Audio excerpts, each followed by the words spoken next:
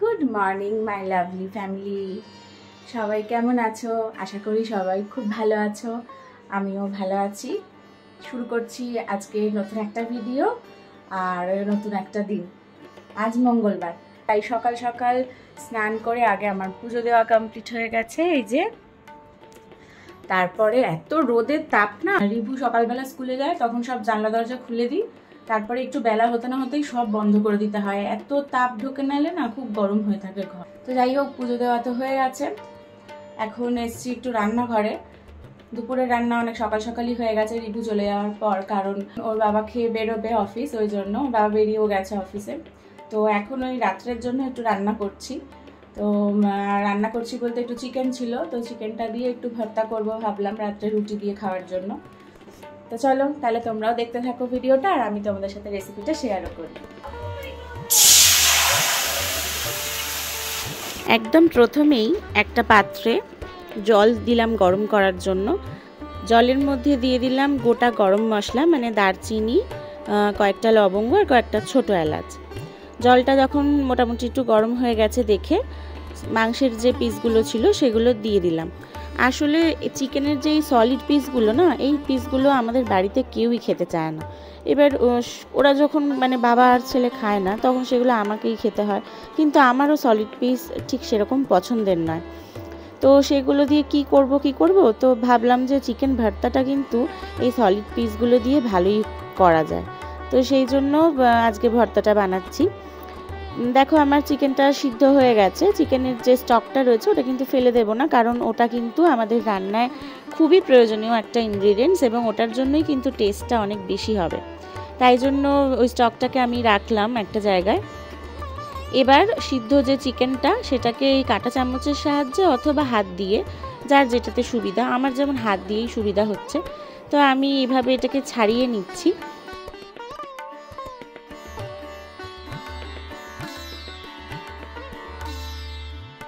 ছাড়িয়ে নেওয়ার পর দেখো চিকেনগুলো এরকম দেখতে হয়েছে, আর স্টকটা এভাবে আলাদা করে রাখা রয়েছে। এবার একটা কড়াইতে আমি কিছুটা বাটার দিয়েছি আর কিছুটা সাদা তেল দিয়েছি। কেউ চাইলে পুরোটাই সরষের তেলে করতে পারেন, আবার কেউ চাইলে পুরোটা বাটারেও করতে পারেন, পুরোটা সাদা তেলেও করতে পারেন, সেটা যার যার নিজের ইচ্ছে অনুযায়ী। আর আমি এখানে কেটে নিয়েছি হচ্ছে পেঁয়াজ আর টমেটো। পেঁয়াজ, টমেটো আর কাঁচা লঙ্কা একসঙ্গেই চপ করে নেওয়া যায়, কিন্তু আমি কাঁচা লঙ্কাটা বাটা রয়েছে বলে বাটাটাই দিয়েছি। তো পেঁয়াজ আর টমেটো কুচোনোটা ওই তেলের মধ্যে দিয়ে ভালো করে ভাজা করে নেব, এবং তার মধ্যে দিয়ে দেবো কিছুটা রসুনের পেস্ট। আর সব থেকে যেটা দরকারি এই রান্নাটায়, সেটা হচ্ছে মানে টেস্টটা খুব ভালো করে যেটা, সেটা হচ্ছে কাজু বাটা। কিন্তু একটুখানি রান্না করার জন্য ওইটুকু কাজুকে বাটা আমার কাছে খুব অসুবিধার ব্যাপার। তো সেই জন্য আমি কাজুটাকে একটু ছোট ছোট করে পিস করে করে দিলাম। আর আদা রসুন বাটা, কাঁচা লঙ্কা বাটা দিয়ে, হলুদ গুঁড়ো, জিরে গুঁড়ো আর কাশ্মীরি লঙ্কার গুঁড়ো দিয়ে চিকেন স্টকটাকে বারবার দিয়ে দিয়ে একটু একটু করে ভালো করে কষিয়ে নিচ্ছি মশলাটাকে।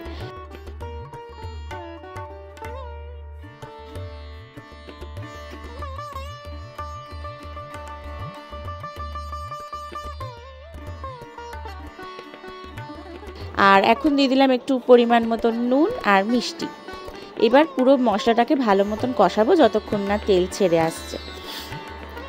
বেশ কিছুক্ষণ কষানোর পর তেলটা যখন ছেড়ে এসছে দেখলাম, তখন চিকেনটা এর মধ্যে মিশিয়ে দিলাম। চিকেনটাকে ভালো করে মশলার সঙ্গে নাড়াচাড়া করে নিয়ে চিকেনের বাকি যে স্টকটা ছিল সেটা দিয়ে আর কিছুটা উষ্ণ গরম জল এর মধ্যে দিয়ে দিলাম। এখন শুধু এটা ভালোভাবে মিশাতে হবে এবং এটা ভালোভাবে সিদ্ধ হবে। একটু ঢেকে দেব আমরা, যাতে খুব ভালো করে সিদ্ধটা হয় এবং ভালোভাবে নুন, মিষ্টি, স্পাইস সবটাই চিকেনের মধ্যে ভালো মতনভাবে ঢুকে যায়।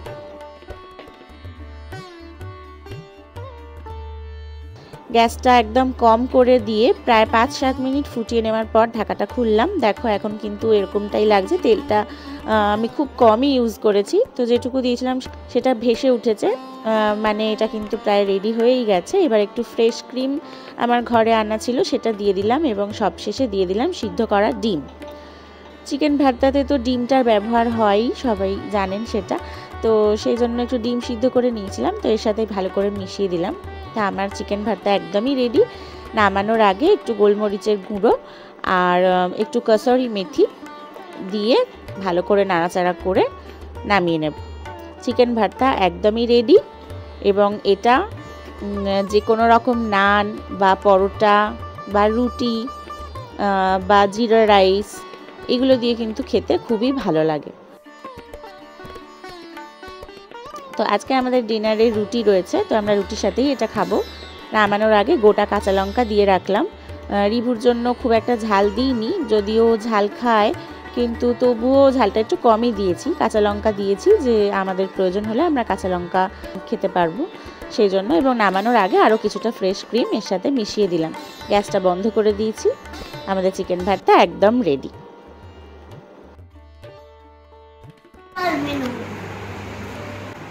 आज रात चिकन भरता के साथ माय रेस्टोरेंट একটা ভালো নাম দে,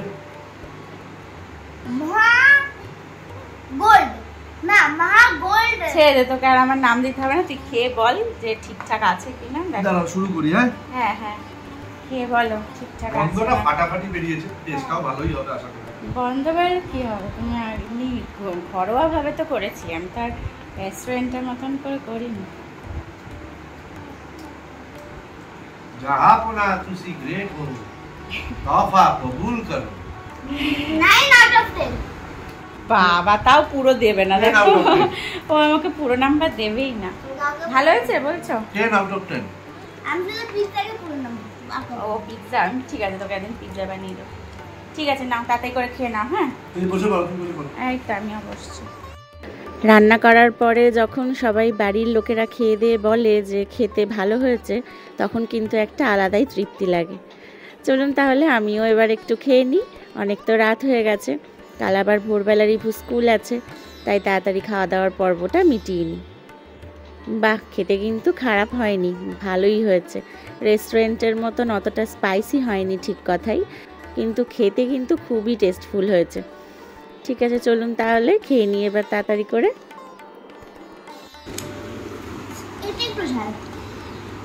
খাও রিভু খাও। আমি কাঁচা লঙ্কা খেয়ে নিলাম। তোমার রুটি দেবো? রুটি দেবো। রুটি বাবা। গুগলু খাচ্ছ? খাও তাড়াতাড়ি খাও। রিভু এখন কটা বাজে? 9টা বাজে? 9টা কাল সকালবেলা বাজবে, আবার রাত্রি 12টা বাজতে আছে। রিভু 11:30টা বাজে, তাড়াতাড়ি চলে এসো শুতে ওই ঘরে। কই দেখি, তাড়াতাড়ি ওই ঘরে শুতে চলে এসো, আমি গেলাম। লাইট ফ্যান নিভিয়ে চলে আসবে, ঠিক আছে? তাহলে আমি লাইটটা নিভিয়ে দিই এখন না।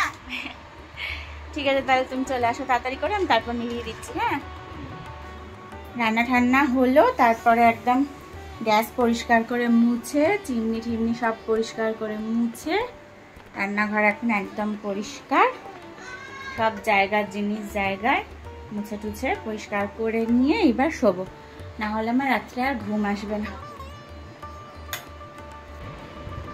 দেখছো এগুলোকে সব এখানে রেখে আছে।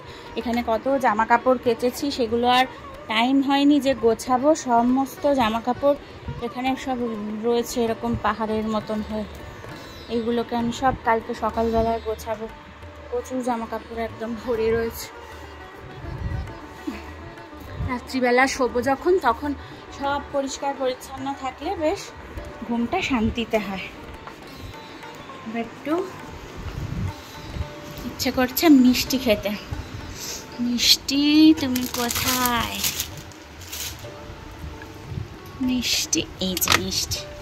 এই মিষ্টিটা অরিত্রিদি মানে আমার বৌদি নিয়ে এসেছে, মানে কাকু পাঠিয়েছে যাদবপুর থেকে। তো সেটা গরম করব। এই মিষ্টিটা গরম করে খেতে ভালো লাগবে, কারণ ফ্রিজে ছিল তো, ঠান্ডা ঠান্ডা ভালো লাগবে না। একদম হট গোলাপ জামুন হবে এটা, তারপর খেতে ভালো লাগবে।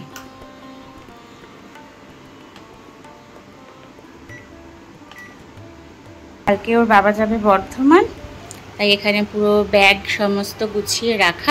আর এই হলো রিভু স্কুলের ব্যাগ, রুটিন গুছিয়ে রাখা। এবার শুধু মিষ্টিটা খাবো, খেয়ে শোবো, যেটা একদমই উচিত নয়, কিন্তু কি করব, এখন মিষ্টিটা খেতে ইচ্ছা করছে। যে হয়ে গেছে মিষ্টিটা একদম গরম। এইবার এটা খেতে ভালো লাগবে, টেস্টি লাগবে।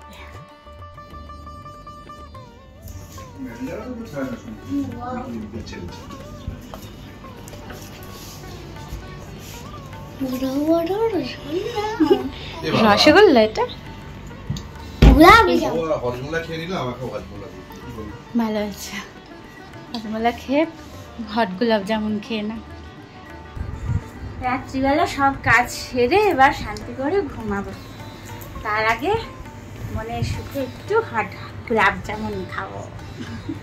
আজকে তো ডিনারটা ফাটাফাটি হলো। হ্যাঁ একদম। হ্যাঁ রিভু কি বলছিস? ঠিক আছে, আজকে 10 out of 10 দিচ্ছি, পরের দিন দেব না। আজকে চুপ কর, চিকেন ভর্তাটা আরেকটু ঝাল হওয়ার কথা ছিল। আরেকটু ঝাল হতে হতো নাকি চিকেন ভর্তাটা? আমরা ঝাল একটু বেশি খাই, ওই জন্য ওর এমন অভ্যাস হয়ে গেছে যে আজকে একটু কম হয়েছে, সেটা আর ওর হচ্ছে না, আর আরও ঝাল হতে হতো। যাই হোক, এখন বাজে হচ্ছে 11:30 বেজে গেছে, 11:40 বাজে। যাই হোক ঠিক আছে, চলো। এই তুই এটাকে খোদাই করছিস কেন? পুরো খোদাই করছে গোলাপ জামুনটাকে, দেখো।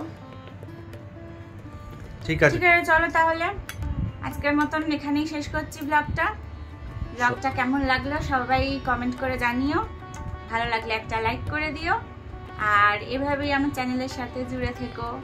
আর সবাই খুব ভালো থেকো, সুস্থ থেকো। তুমি কি বলছিলে? আমি বলছিলাম আর সবাইকে বলে দাও, সবাই যেন ভালো থাকে, সুস্থ থাকে। সবাই সুস্থ থেকো, ভালো থেকো, সাবধানে থেকো। Tata, good night. Good night. এদিকে তাকিয়ে গুড নাইট বল। গুড নাইট বল দাও। গুড নাইট, জয় নিতাই। গুড নাইট, জয় নিতাই।